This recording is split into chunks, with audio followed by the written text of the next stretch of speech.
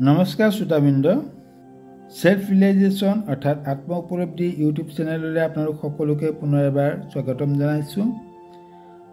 আজি আমাৰ আলোচনাৰ বিষয়বস্তু শ্ৰীমদ ভাগৱত গীতাৰ ৯ম অধ্যায় অৰ্থাৎ ৰাজবিদ্যা যুগ বা ৰাজবিজ্ঞান যুগ বা ৰাজগয়া যুগ। এই অধ্যায়টোত সৰ্বমুঠ ৩৬টা শ্লোক আছে আৰু এই ৩৬টা শ্লোকে ভগৱান শ্ৰীকৃষ্ণৰ মুখে নিগৰিত। ইয়াত অৰ্জুনৰ কোনো প্ৰশ্ন নাই, কিন্তু শ্ৰোতাসকলৰ জ্ঞাতাৰ্থে মই মাজে মাজে দুই এটা শ্ৰীকৃষ্ণৰ মুখে নিগৰিত দুই এটা প্ৰশ্ন উপস্থাপন কৰিব বিচাৰিছোঁ, যাতে আপোনালোকে কথাখিনি স্পষ্টভাৱে বুজিবলৈ বা উপলব্ধি কৰিবলৈ সহজ হয়।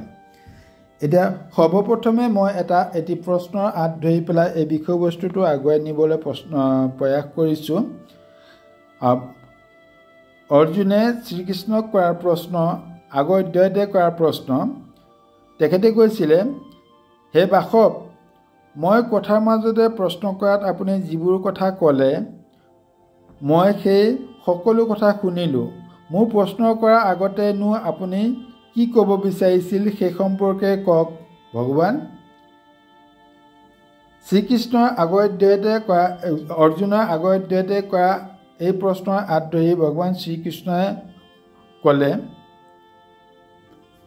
প্ৰিয় অৰ্জুন, মই আগতে বিজ্ঞানৰ সৈতে জ্ঞানৰ বিষয়েহে ক'ব বিচাৰিছিলোঁ। সেই অতি গোপনীয় বিজ্ঞানৰ সৈতে জ্ঞান দুখ দৃষ্টি ৰহিত তোমাৰ বাবে মই পুনৰ ক'ম, যাক জানিবলৈ তুমি জন্ম মৃত্যুৰূপী সংসাৰৰ পৰা মুক্ত হৈ যাব পাৰা। প্ৰিয় অৰ্জুন, বিজ্ঞানৰ সৈতে সেই জ্ঞান সমস্ত বিদ্যাৰ ৰজা, সম্পূৰ্ণ গোপনীয়তাৰ ৰজা, অতি পবিত্ৰ, অতি উত্তম, প্ৰত্যক্ষ ফল থকা, ধৰ্মময় আৰু অবিনাশী, আৰু ব্যৱহাৰটো অৰ্থাৎ কামতো ই বৰ সুগম আৰু সৰল। পৰস্তপ অৰ্জুন, লোকে যিহেতু এই জ্ঞান বিজ্ঞান ৰূপী ধৰ্মৰ ওপৰত শ্ৰদ্ধা বিশ্বাস নাৰাখে, সেইকাৰণে মোক প্ৰাপ্ত নকৰে।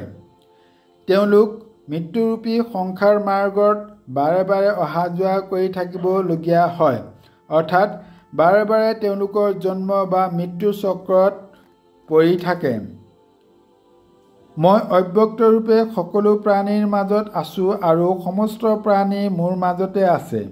লগতে মই সমস্ত প্ৰাণীৰ মাজতে নাই আৰু সমস্ত প্ৰাণীও মোৰ মাজত নাই, অৰ্থাৎ য'ত প্ৰাণীসমূহৰ স্বতন্ত্ৰ সত্তা থকা বুলি মানি লোৱা হয়, তাত সকলো প্ৰাণীৰ মাজত মই আছোঁ আৰু সকলো প্ৰাণী মোৰ মাজত আছে। কিন্তু য'ত প্ৰাণীসমূহৰ স্বতন্ত্ৰ সত্তা মনা নহয়, তাত বা সেই প্ৰাণীসমূহৰ মাজত মই নাই বা সেই প্ৰাণীসমূহো মোৰ মাজত নাই। চমুকে ক'বলৈ গ'লে এই সংসাৰ, এই বিশ্ব ব্ৰহ্মাণ্ড সকলোতে মইহে মই হৈ আছোঁ, অৰ্থাৎ মোৰ বাহিৰে একোৱেই নাই।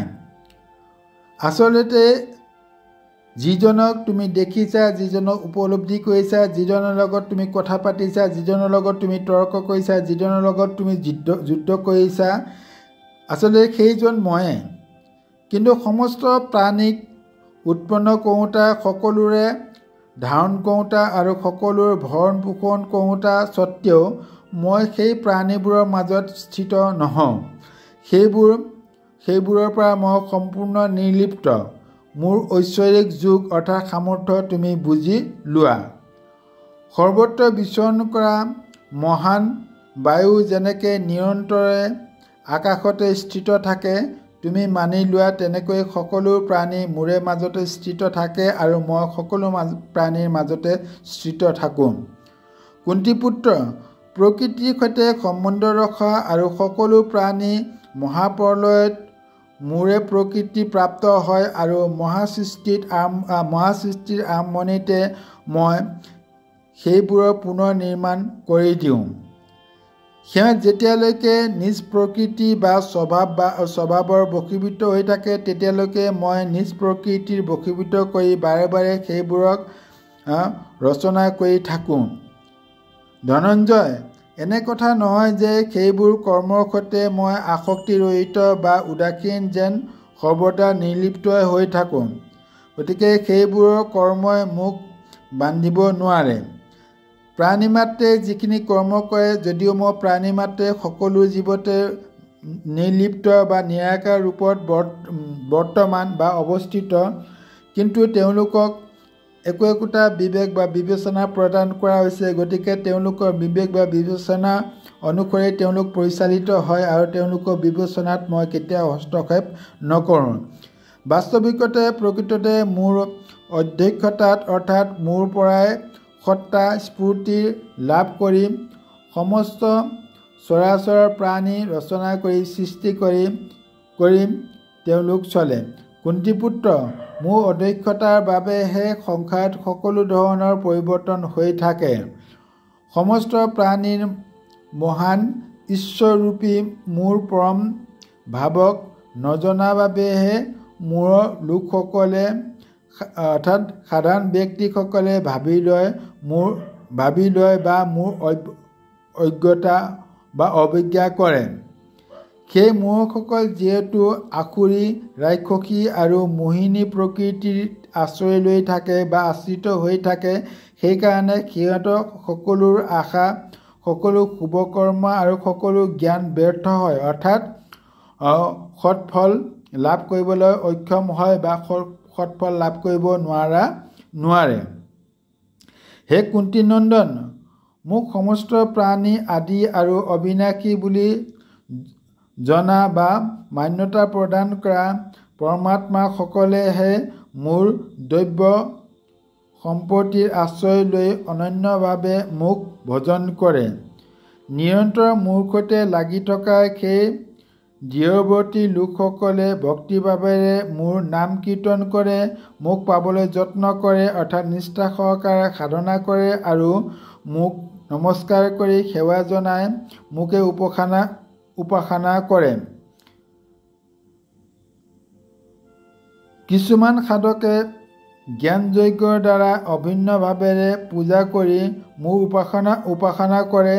আন কিছুমান সাধকে নিজক ভিন্ন বুলি ভাবি লৈ আৰু বিশ্বক মোৰে স্বৰূপ ভাবি লৈ বা সেৱক বা সেৱা ভাৱেৰে বা সেই ধৰণে মোক উপাসনা কৰে।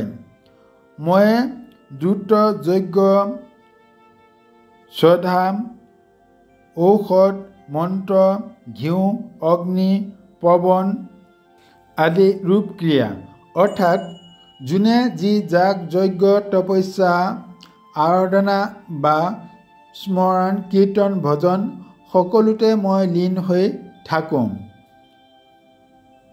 জ্ঞাতব্য বিধি, পবিত্ৰতা, ওমকাৰ, ঋগ্বেদ, সমবেদ, যজুৰ্বেদ ইত্যাদিও মই।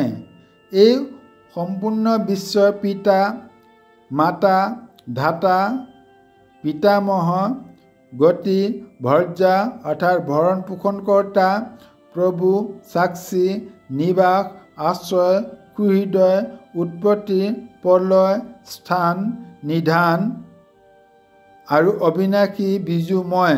অৰ্জুন, সূৰ্যৰূপে তপ্ত হোৱা ময়ে জল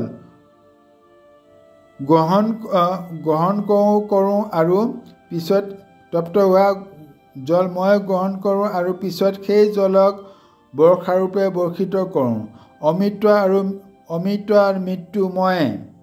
আনকি সৎ অসৎ বা জড় চেতন ময়ে। সুখ ভোগৰ ইচ্ছা থকা লোকে তিনিও বেদত উল্লেখিত যজ্ঞ আদি শুভকৰ্মৰ অনুষ্ঠানেৰে ইন্দ্ৰৰ পূজা অৰ্চনা কৰি স্বৰ্গ লাভৰ প্ৰাৰ্থনা কৰে। পিছত সোমৰস পান কৰোঁতা স্বৰ্গলোক প্ৰাপ্তিৰ প্ৰতিবন্ধক পাপৰহিত হৈ সেইসকল লোকে নিজৰ পুণ্যবলত বিশাল ব্ৰহ্মলোকলৈকে যায় আৰু তাত দেৱতাসকলৰ দিব্য ভোগসমূহত উপভোগ কৰি পুণ্য শেষ হ'লে পুনৰ মৰ্ত্যলোকলৈ প্ৰত্যাৱৰ্তন কৰে। এইদৰে তিনি বেদ ঋগ্বেদ, যজুৰ্বেদ আৰু সামবেদ বৰ্ণিত সকাম অৰ্থাৎ কামনাযুক্ত আৰু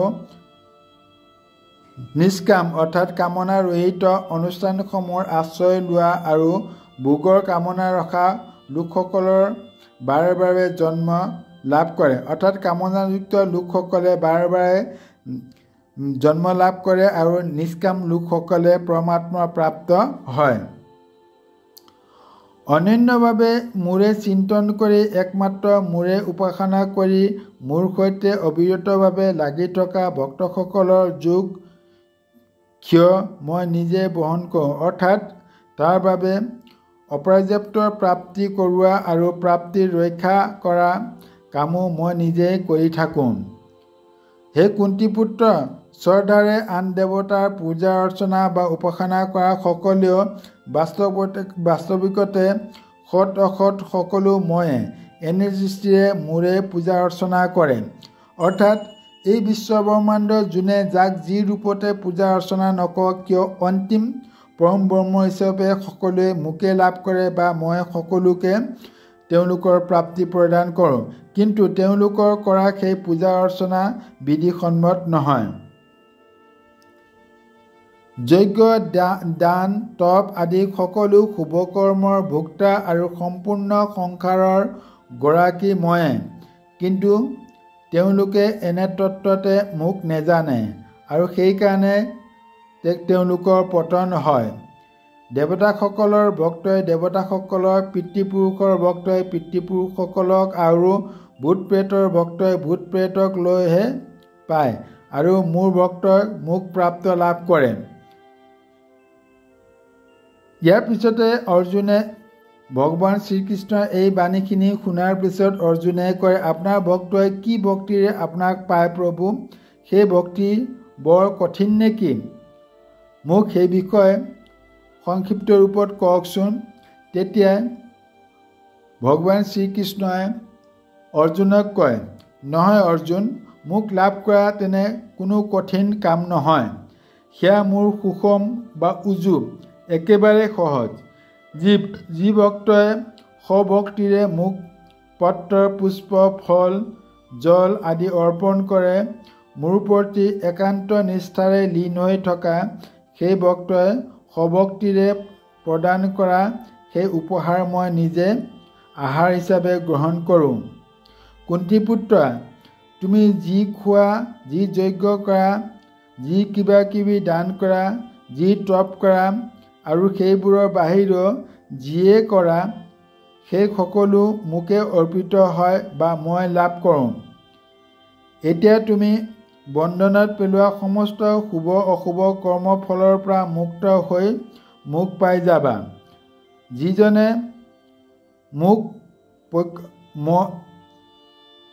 এই প্ৰশ্নখিনি বা এই বৰ্ণনা শুনাৰ পিছত অৰ্জুনে পুনৰ শ্ৰীকৃষ্ণক প্ৰশ্ন কৰে যিজনে নিজৰ সকলো আপোনাক অৰ্পণ কৰে তাকনো আপুনি বন্ধনমুক্ত কৰি দিয়ে আৰু আপোনাক অৰ্পণ নকৰা সকলক বন্ধনতে ৰাখি থয় আপোনাৰনো এনে পক্ষপাতিত্ব কিয়? অৰ্জুনৰ এই প্ৰশ্নত শ্ৰীকৃষ্ণই কয় ই মোৰ পক্ষপাতিত্ব নহয় অৰ্জুন মইতো সকলো প্ৰাণীৰ প্ৰতি সমভাৱে ৰাখোঁ মই কোনো বিদ্বেষী নহয় বা মোৰ কোনো প্ৰাণীৰ প্ৰতি বৈষম্যতা নাই আৰু কোনো মোৰ অপ্ৰিয় নহয় কোনো মোৰ প্ৰিয় নহয় কিন্তু যিজনে মোক ভক্তিভাৱে ভজন কৰে তেওঁ মোৰ মাজত থাকে আৰু মই তেওঁৰ মাজত বিশেষভাৱে থাকোঁ।